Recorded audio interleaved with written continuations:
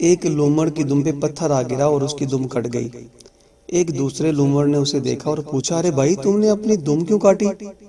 دم کٹا لومڑ بولا، اس سے بڑی خوشی اور مسرت اور راحت محسوس ہوتی ہے، ایسا لگتا ہے جیسے بندہ ہواؤں میں اڑ رہا ہو، کیا ہی مزہ ہے اس چیز کا۔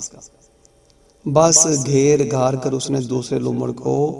دم کٹوانے پہ راضی کر ہی لیا۔ جب دوسرے لومڑ نے اپنی دم کاٹی تو اسے بجائے سکون اور راحت کے شدید قسم کا درد ہوا اور لگا تڑپنے اور پوچھا، ارے میاں کیوں جھوٹ بولا مجھ سے؟ پہلا کہنے لگا، جو ہوا سو ہوا، اب یہ درد کی داستان دوسرے لومڑوں کو نہ سنانا، اگر سنائی تو انہوں نے دمیں نہیں کٹوانی اور ہم دو دم کٹوں کا مذاق سارے جنگل میں بنتا رہے گا۔ دوسرے لومڑ کی بات سمجھ میں آئی، لہٰذا دونوں نے مل کر کے برادری کو یہ خوش کن تجربہ کرنے کا کہنا شروع کر دیا۔ نتیجہ کیا نکلا؟ رفتہ رفتہ رفتہ جنگل میں تمام لومڑوں کی دم کٹ گئی اور اب حالت یہ ہو گئی کہ جہاں کوئی دم والا لومڑ دکھائی دیتا تو دم کٹے اس کا مذاق اڑاتے۔ جی ہاں، یہی حال آج ہماری امت مسلمہ کا بن چکا ہے کہ یہود و نصارہ کی تعلیم جو اسکول و کالج میں رائج ہے، اگر اس سے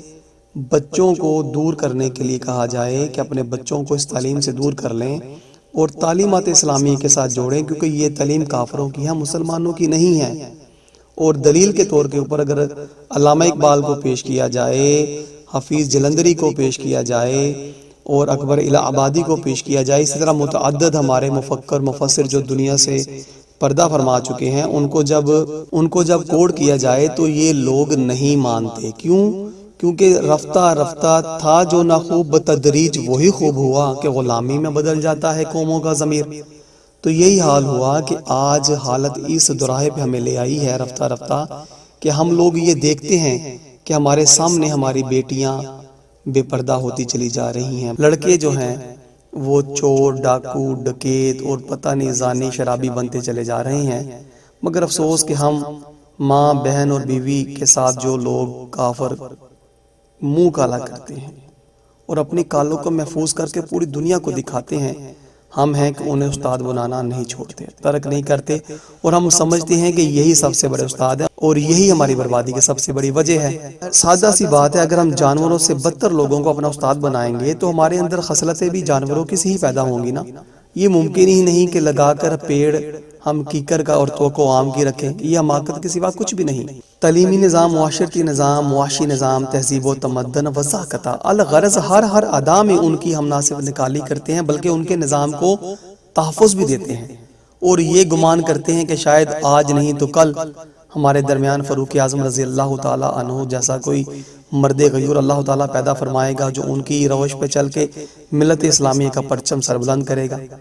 صلاح الدین ایوبی رحمۃ اللہ تعالیٰ جیسا کوئی بیٹا اللہ تعالیٰ میں عطا فرمائے گا، اور بیٹی سیدہ فاطمہ الزہرا رضی اللہ تعالیٰ عنہ کی سیرت اپنائے گی۔ یہ خود فریبی کے سوا کچھ بھی نہیں، کیونکہ جانوروں سے بدتر لوگوں کی تعلیم جانور تو بنا سکتی ہے، انسان نہیں بنا سکتی۔ اس لیے اگر ہم چاہتے ہیں کہ جنہیں ہم آج گالی گلوچ گندے اور ناپاک القابات سے نواز رہے ہیں،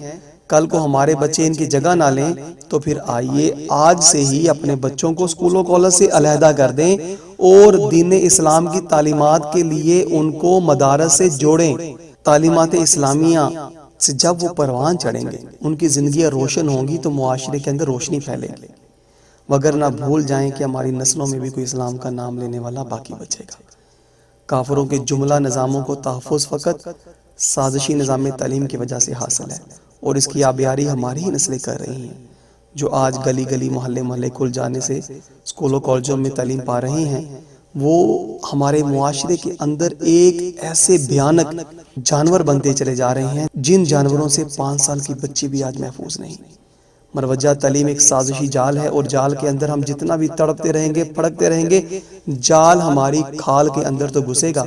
ہمیں کبھی آزادی نہیں دے گا، کیونکہ یہ جال ہم لوگ خود اپنے ہاتھوں سے بنتے چلے جا رہے ہیں۔ اس لیے نسلوں کو بچائیں، اسلام سکھائیں، دین اسلام سکھائیں۔ جب تک اسلامی تعلیمات سے ہمارے بچے روشن نہیں ہوں گے، کبھی بھی اندھیرے نہیں چھٹیں گے۔ تمام تر نظام خود بخود اسلام کے عین مطابق ڈھلتا جائے گا اگر ہم اپنے بچوں کو تعلیمات اسلامیہ سے جوڑیں گے، انشاءاللہ۔